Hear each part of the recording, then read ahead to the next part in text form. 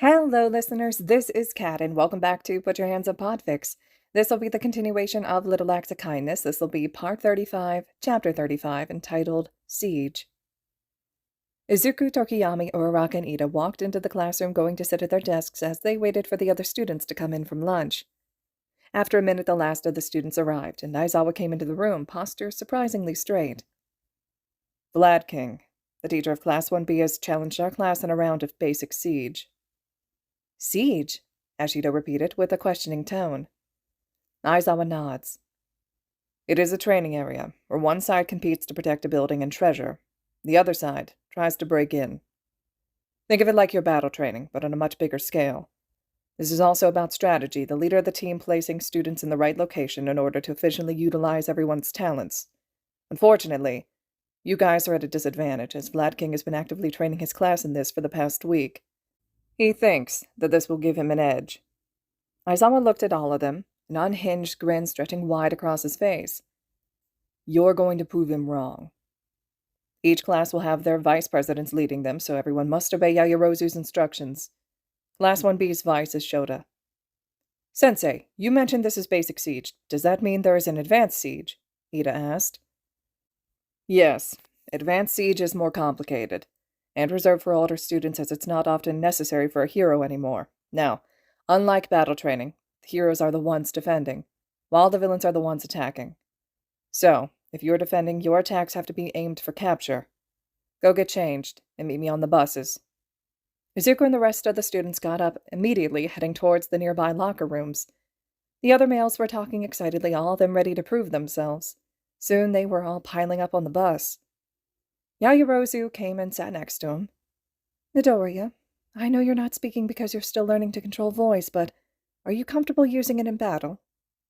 Izuku thought about it for a moment before nodding. So long as I'm at a range, he signed. Yaoyorozu watched carefully and then nodded.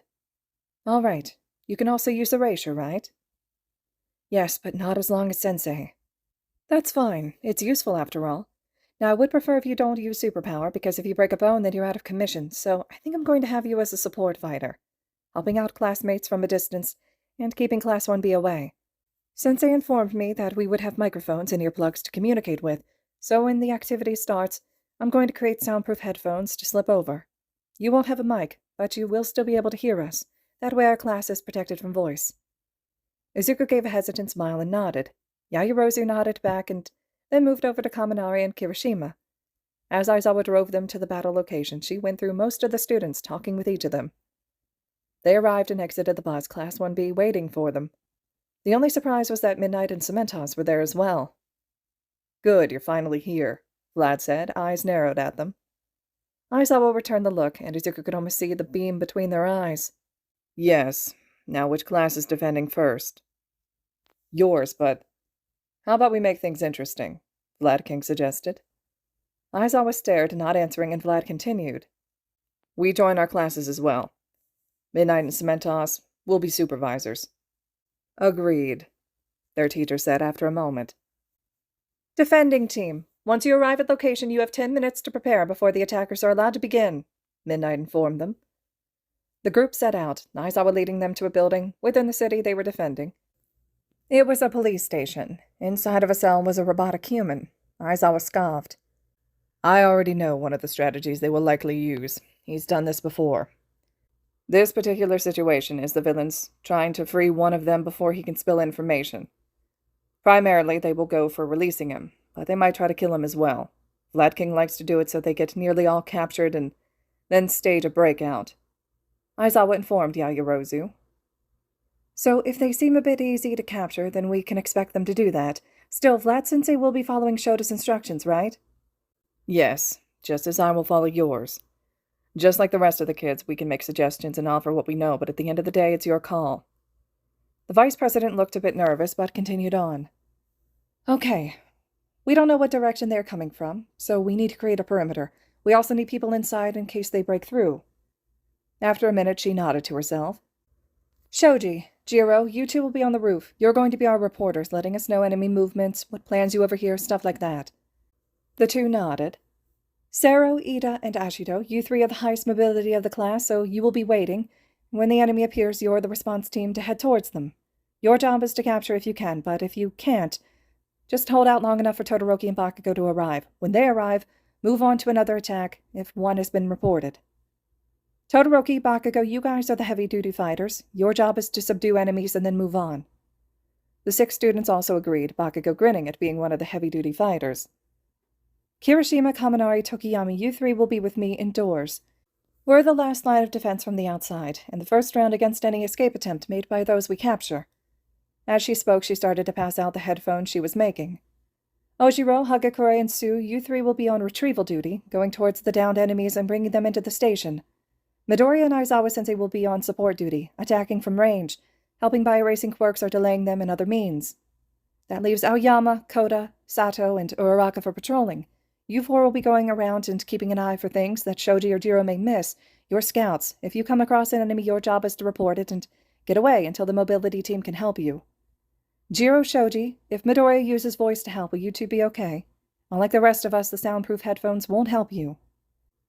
If it's too much, I'll let you know, but there may be a villain I have to face one day with the sound quirk. It's better I get experience now when I'm coming across them for the first time, Jiro stated. Shoji nodded.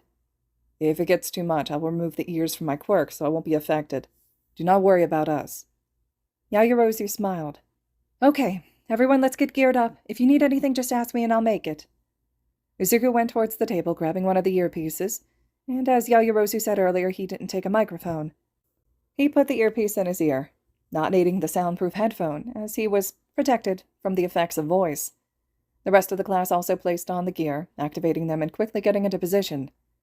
As support, he and Aizawa didn't have a set area, so Izuku followed the teacher, as he led them to a nearby tall building. Shoji and Jiro having chosen the building on the other side, since the police station was a bit short and wouldn't be a good vantage point. The chatter of the other kids discussing plans filled their ears. Aizawa muted himself and pointed towards the fire escape ladder. We can get down quickly by sliding down the ladder if we need to get in closer. The teacher glanced to the other roof and said, I know Mike has been teaching you to lower your voice, but don't be afraid to raise it to get a long-range attack. Izuku nodded and then signed. What should I say with the attack, though? I mean, it kind of feels weird to just say something normal when I know I'm screaming. Aizawa gave a crooked grin. Well, you can always do it like Mike and scream yeah. Or you can just shout stuff like stop, turn away, things like that. Okay, thank you, Izuku signed, debating what he would say if he had to use voice. And time is up. Get ready, defenders. The attackers could come at any time, Midnight announced. Jiro relayed this information to everyone else who hadn't been able to hear it due to the headphones. Aizawa, upon hearing it, turned his microphone back on. Aizawa dug through his tool pouch and pulled out a bottle of eye drops. Here, you might need this after the fight. Thank you, Sensei, Izuku signed back, taking the bottle. Then the waiting began. After about 5 minutes, Jiro started reporting movements, directing the mobility team towards where she heard movement. Aizawa-sensei, what can you tell us about their quirks? Anything we should keep an eye on? Yaoyorozu questioned as the mobility team engaged whoever Jiro had spotted. Keep the jail lit up. Making it dark might help Tokiyami, but it would also help Kuroro, whose quirk allows him to travel through darkness. Make sure no shadows connect the prisoner to a shadow leading outside. Right, I'll create a light to shine directly at the prisoner then. I got 3 over here, Uraraka called out. Towards the back of the building, 100 meters or so. A guy with green hair and horns coming out of his face, a guy with silver hair and marks around his eyes, and a girl with horns. Kamakiri, quirk blades. He can produce sharp blades from anywhere in his body. Tetsu quirk steel, very similar to Kirishima's hardening. Tsutonori, quirk horn cannon. She can launch the horns as projectiles, and more will grow back. I know she can control some of them, but I don't know how many. There's another group coming from the front. Looks to be a large group. 5, 10. I see 14. We think they're going for a full-on frontal assault, with the back team the ones actually aiming to go in. That's only 17. Where are the other 4? Mobility, go intercept the front team instead. Patrols, move up front and help with the large group. Retrieval team, head towards Uraraka and help her. Support, can you see the large group? Yes, Aizawa answered. Good. Help keep them away from the front. Fighters up front, but Todoroki, I want you to create a barrier of ice in front of the prison. That should slow them down if they manage to break through. There was no answer, but the air shield, as a giant wall of ice a few feet thick, was created in front of the building. Shoji, Jiro, keep on the lookout for the other 4. I have a feeling that wherever they are is where the real plan is. Found one, or at least I see a floating eye staring at us. That would be Tokage, but her quirk lizard tail splitter allows her to separate her body parts and control them, Aizawa informed. Izuku looked over the edge as they watched the large group getting closer and closer, as their classmates gathered in front of the wall, getting ready to meet them. Midoriya, we need more time. Can you use voice to slow them down or distract them? Izuku nodded, realized they couldn't see him, and so taking a deep breath he aimed to shout as loud as he could the word yeah. Fuck, he heard Jiro's voice say in his ear. That was a lot louder than I was expecting. Are you okay? Yes, I'm fine, but I don't think I can take too many like that. Even without the sound being aimed at me, it's still extremely loud, Jiro informed all of them. It did work, though. I saw them get knocked back a few feet. Izuku watched as the rest of his classmates showed up, getting into battle-ready stances. Oi, nerd! Wait until they get closer, then let another rip. That'll disorient them, and then we can kill them. Izuku waited until they got within 10 feet. He didn't want to let them get too close, in case he accidentally hit his classmates. Okay, he shouted, watching as they stumbled back and his classmates charged forward. He and Aizawa both activated Erasure, Aizawa signing for him to look at the left side while he looked at the right. They erased various students' quirks, switching between the students. Todoroki used this to his advantage, creating a field of ice that trapped some but not all of the students. Izuku listened to the chatter, voices occasionally overlapping with each other as they all communicated on one line. The untrapped students worked together to free their classmates, and then Izuku and Aizawa couldn't erase quirks without hitting their own people. It was turning into an all-out brawl. Midoriya, go help out back. Aizawa-sensei, we need you to fight against Vlad King. He's tearing down our defense, Jiro shouted. Acknowledged, Aizawa said, sliding down the ladder partially before using his capture weapon to swing along a power line, jumping into the fray. Izuku headed towards the back. Shoji directed him through the alleyways and found Uraraka, Ojiro, and Hagakure fighting against the students Aizawa named, Pony, Kamakiri, and Tetsu. Erase Metal Boy's quirk! Izuku, already feeling the strain from using Erasure a lot, did. Uraraka dropped a boulder on him, knocking the kid unconscious. Just like that, the battle that had been a standstill started to turn in their favor. Izuku moved his gaze to the girl, Pony. Ojiro and Hagakure, who could only be seen by her gym outfit, attacked the girl, quickly taking her down. Izuku blinked, wincing as his eyes were almost painfully dry. Guys, I'm picking up some odd sounds from underground, Jiro informed. Once more, using Erasure, he looked at the kid with the blades, watching as they retreated and Uraraka and Ojiro knocked him out. Where is the odd sound coming from? The east, moving closer towards the building.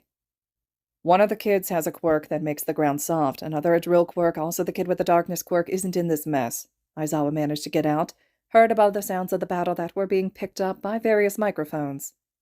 Guys, prepare for an underground attack. Uraraka, you and the others come inside, Yagirozu instructed them.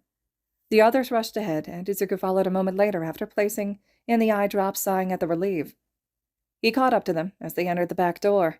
Kirishima nodded at them. Hagakure, watch the back door. Everyone else follow me. They followed Kirishima into the building and found Kaminari in the cell room, sparks coming off around him. Yagirozu had a ton of lights in the room, electrical cords attached to Kaminari.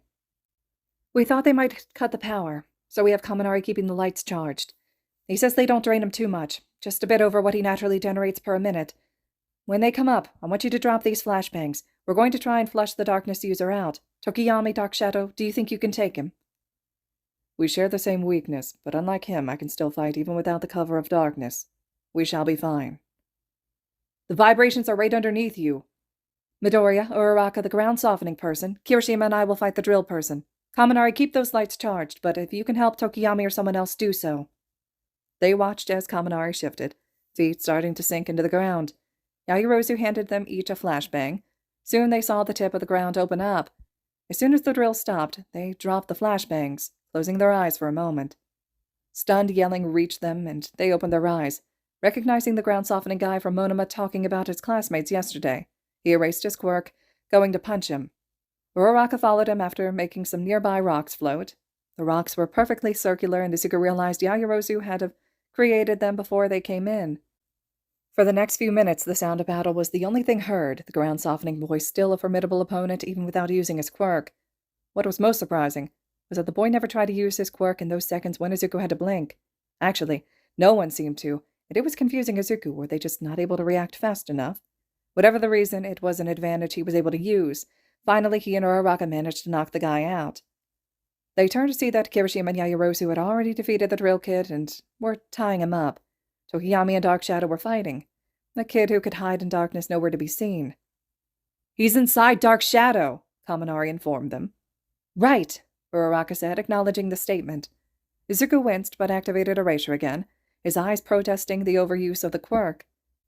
Out popped the kid who was pitch black in skin color. Dark Shadow also appeared, but Tokiyami seemed to have expected it, as he quickly punched the other kid, knocking him out. It was silent for a moment as Yaoyorozu tied up the other two kids, throwing all three of them into the other jail cell. Regular handcuffs representing quirk-suppressing cuffs in this case. Izuku once more used the eye drops, blinking furiously afterwards. "Tokiyami, Kirishima, are you guys up to fighting more?" The two gave a nod. "Go join the fight. Uraraka and Midoriya will stay here and help me keep guard," Yaoyorozu said, and the two left. It was 10 minutes later when a speaker crackled, informing them that all of Class 1B had been knocked unconscious. Jiro relayed the information and everyone relaxed. They had won the first battle. All right, listeners, this concludes Chapter 35 of Little Acts of Kindness. Chapter 36 will be up next. I love these types of scenes where the author has Class 1A and Class 1B fighting it out. There's another round like this up next. Hope you all are still enjoying, and as always, thank you so much for listening.